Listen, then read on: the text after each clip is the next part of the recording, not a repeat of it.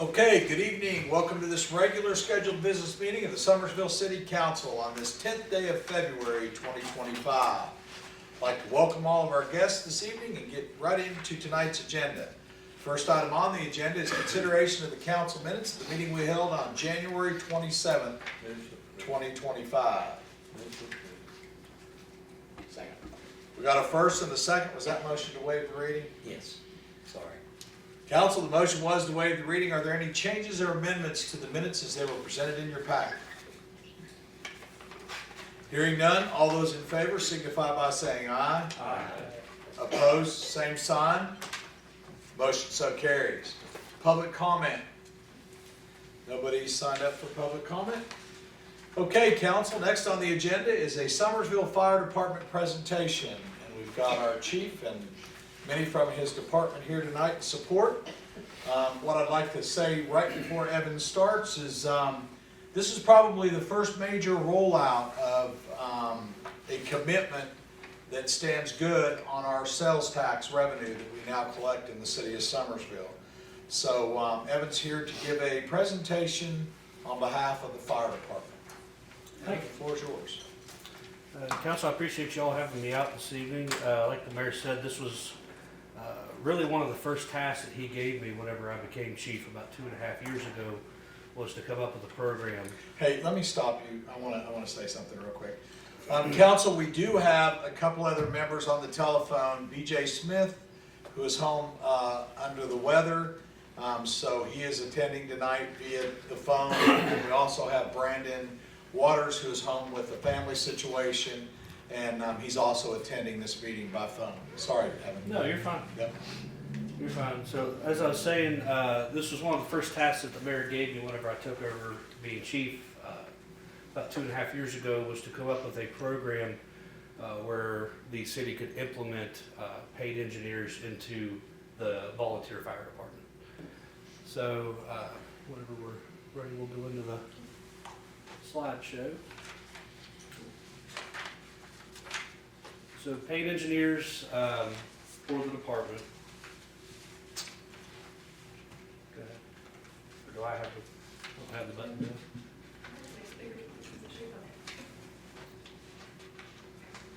Okay, so what these jobs will be called a fire engineer. Job description: provides operation of fire apparatus and support of fire and rescue efforts by the department. Maintains equipment and conducts daily checks of equipment to ensure readiness. And for the public and council, fire engineer is the formal name for a truck driver that's going to be at the fire department. Yeah, so That can be in confusing. regular terms, it would be just an operator, a driver. But in the fire service, we call it an engineer. How many do we need? Currently, 2 positions are requested for hire for SFD, with the plans to add additional in the future. 1 will be on duty at a time to provide an operator for fire apparatus.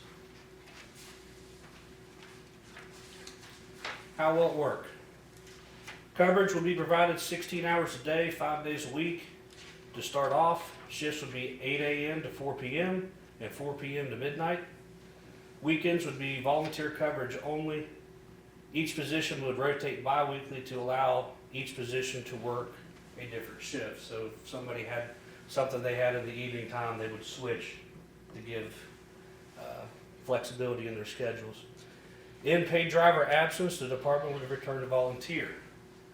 Something else that I would add is we would prioritize the 8 a.m. to 4 p.m. shift, being that that's whenever most of our volunteers are at work. So if it allots it, if the person that was on day shift would have to take a sick day or was on vacation, we would move the evening shift guy, if possible, to day shift. That way we would cover that vulnerable time. How to qualify. So an applicant must possess the following certifications to operate a fire truck in the state of West Virginia. So we've got a few operators here this evening. I'm an operator as well. All of us have to have these certifications to be able to operate the trucks that you see going down the streets of the city. Firefighter 1 and Firefighter 2, an emergency vehicle operator's certification, which is our version of a CDL. Basic pumps and hydraulics, which is a pump operations class that teaches you how to operate the truck once it's on scene. And a minimum of 2 hours of drive time and pump time on each apparatus. That is a department policy, that because every truck drives and pumps differently. So we want you to be familiar with the equipment that you're going to be using. What will they make? The proposed starting salary for a fire engineer is $35,000. The proposed salary range will be $35,000 to $37,000. Should positions be filled with line officers, it is proposed they start with $2,000 higher than a firefighter because they would take on more responsibility. All future costs of living increases would be consistent with city employment portfolio, and overtime would be at a minimum, with only occurring if emergencies would happen at the beginning or at the end of a shift. We wouldn't want to pull them off of a scene, or if there was a major scene that would happen beforehand, we may call them in early to help. Yeah, let me add something here. Sure. Council, you will find this out in the financial meeting that we have, the council financial meeting. The ticket on this is just a little bit south of $150,000 a year. And what that includes is not only their salary, but all their benefits, their retirement, their disability, their life insurance. And right now, because we don't know who the drivers will be, it's city health insurance, and that number is figured the family. So if a driver's hired with the family, it'd be him and his family that would be covered by city insurance. So it's just a little bit south of $150,000 a year to have two drivers. So when would they start? Kind of give you a timeline of what we would be looking at. Ideally, once this program is approved by City Council, the job announcement would go out at the beginning of April of this year. Applicants can submit their resumes to City Hall, a fire department email that we would provide, or they can deliver it in person to the fire department, attention to the SFD chief. The job announcement would close on May 2nd, 2025, which is the first Friday in May, and we would begin interviewing immediately, probably the following week once we collected those applications. Applicants will be interviewed by me, the chief. The two qualified candidates will be submitted to the mayor for hire, and the new hires would officially start on July 1 of this year. Okay, let me speak a little bit about the personnel manuals. So these drivers would be fully compliant with the City of Summersville's personnel policies. The fire department also has policies that volunteers and certainly will be addressed with the paid drivers. And Evan and I met again yesterday, and we'll take both of those to the attorney to make sure that there's no conflict. But there will also be, in addition to their bylaws, added that all personnel issues would never, their policies would never supersede the city's policies. And then it says that they will be submitted to the mayor for hire because all city employees, all paid employees by the City of Summersville work under the supervision of the mayor, although that authority is delegated, just like it will be in this situation.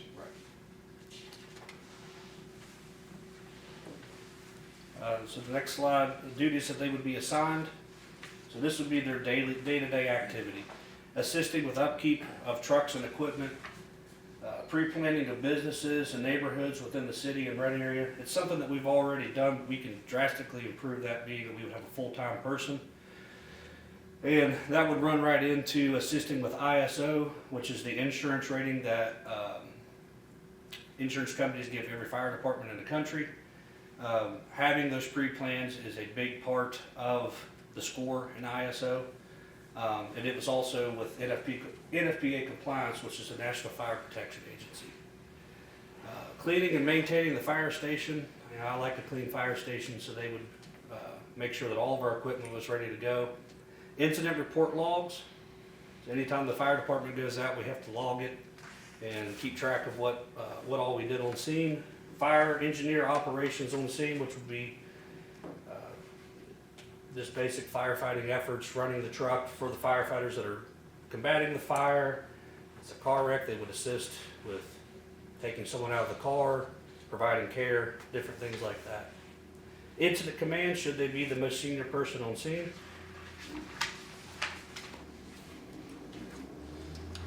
So with these additions, of these two paid positions, of course, it would then put more responsibility on my position. So with these paid members, the chief's duties would consist of with the addition of the paid employees, the fire chief would be their immediate supervisor, of course with the mayor being over top of that. Any discipline would be handled by me. Any consideration for termination would include counseling with the mayor. Administrative duties such as work schedules, payroll, submission, discipline, performance evaluations, or other administrative issues would be handled by me.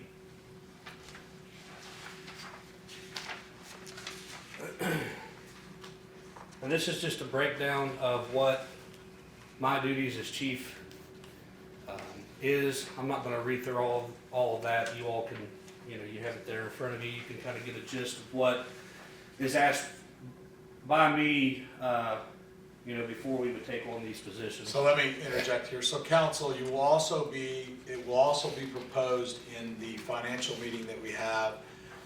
We're gonna change the pay, call-out pay for the fire chief.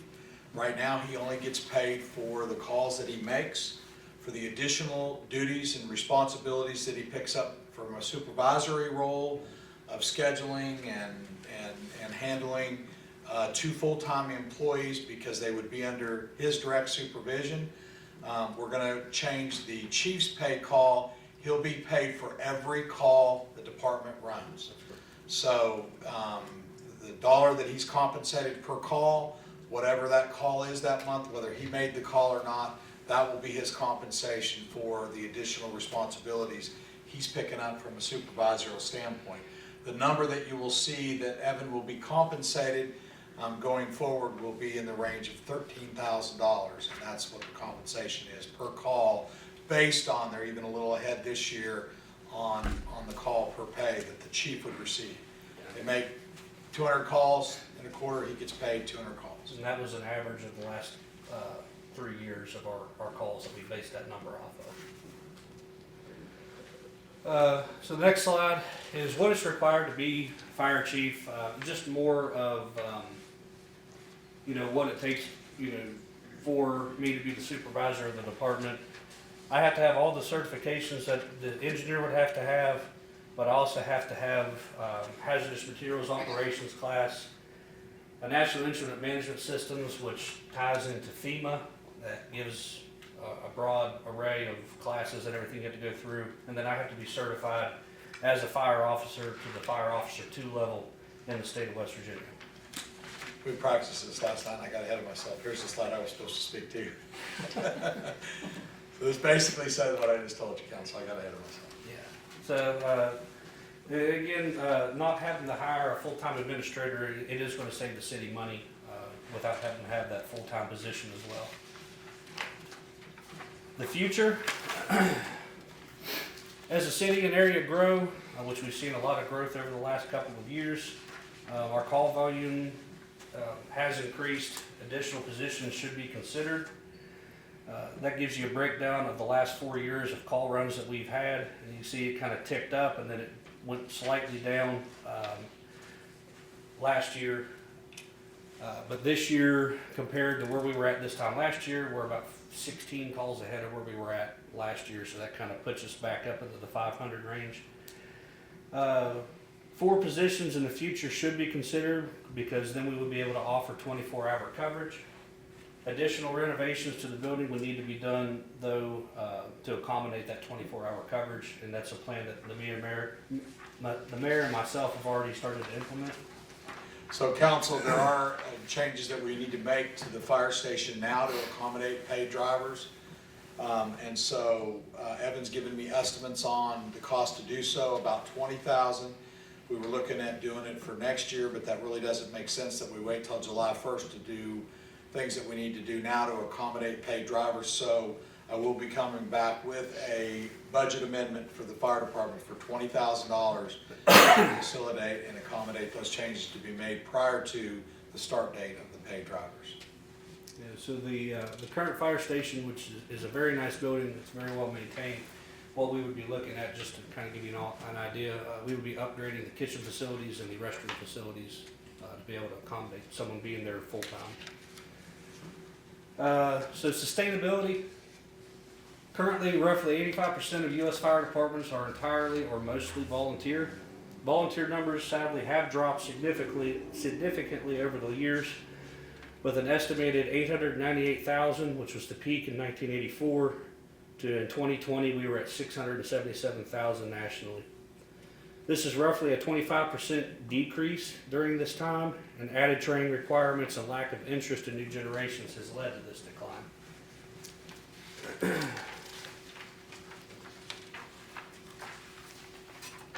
Currently, our area relies on 24 volunteers, and I'm happy to say, since I've made this slideshow, that number has went up. We're up to 27 now, I believe. We brought in 3 in January. So, pretty happy about that. Aging membership and lack of new members will eventually put the public at risk, which would cause a need for paid positions. The city should be prepared to staff the department with full-time firefighters within the next 10 to 15 years unless something would change. And 4 paid positions for engineers that offer 24-hour coverage would ease the strain on the response on volunteers. With that, I'll turn it back over to you guys. Okay, council, do you have any questions of Evan?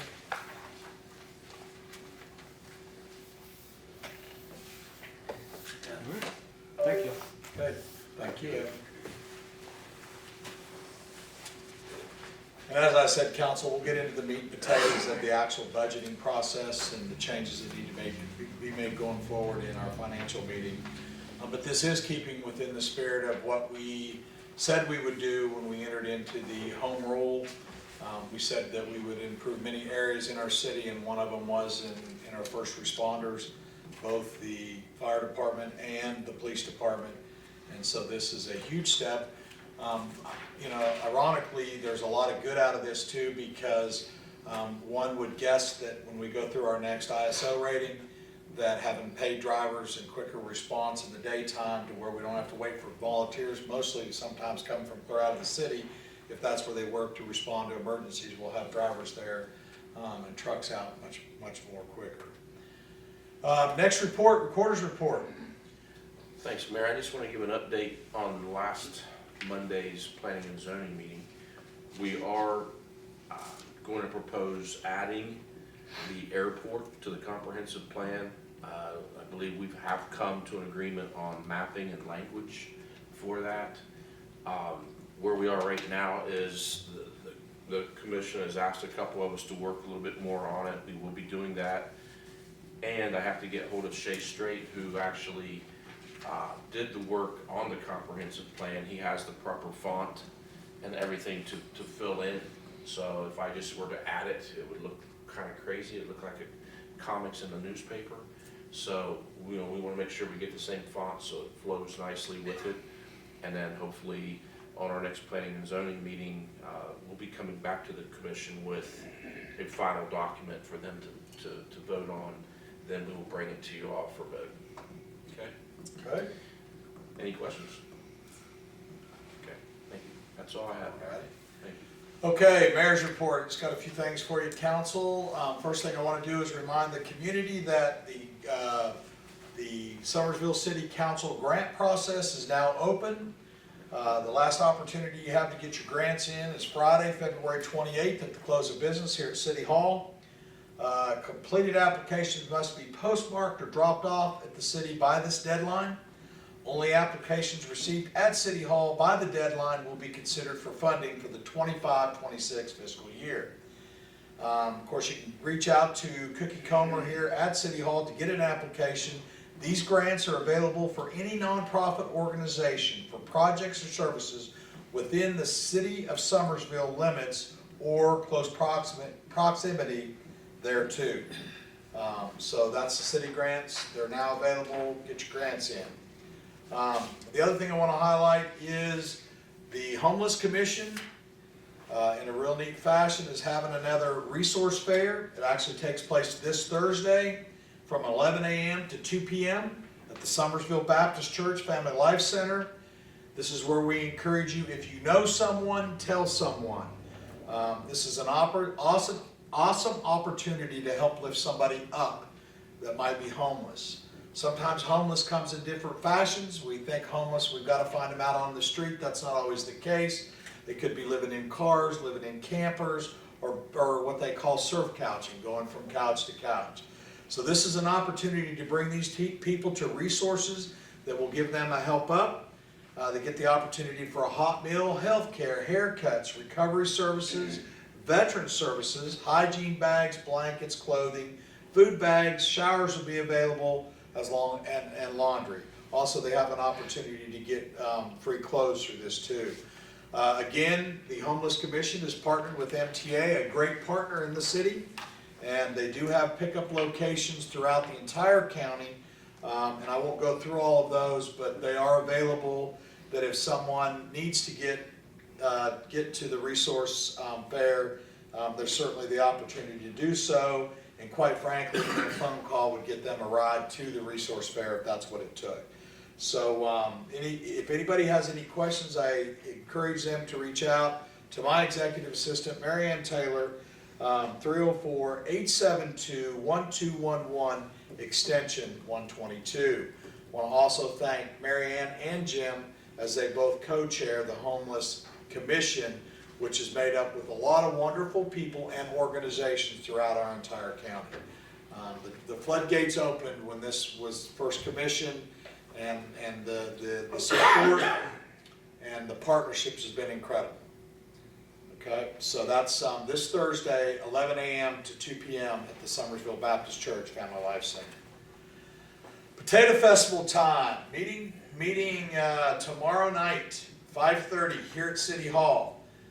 We are actually looking for a new director for the Potato Festival. So again, if you know someone, please tell someone. That's going to be a theme. No, it's exciting time. Believe it or not, it's time to get underway for the 55th annual Nicholas County Potato Festival planning. And we certainly are looking forward to welcoming back all our current committee members, but also entertaining and always welcoming folks that want to get involved with any aspect of the Potato Festival. We encourage you to come out to the meeting tomorrow night, 5:30, right here at City Hall. Let's see. City Council Finance Meeting. Council, mark your calendars. 3/6/25, March 6th at 6 p.m. right here at City Hall. Want to also let you know, Council, this Saturday night at 5 o'clock, this Saturday night at 5 o'clock is the annual Fireman's Banquet, and you all have been invited by the fire department to come out and take part in their banquet. It's going to be at the New Beginnings Family Worship up the hill here, 5 o'clock Saturday night, and that concludes the mayor's report. Any council reports? Okay, hearing none, I would entertain a motion to move into executive session under the authority of West Virginia Code 6-9A-4 to discuss legal, personnel, or deliberative matters. So first and the second, all those in favor signify by saying aye. Aye.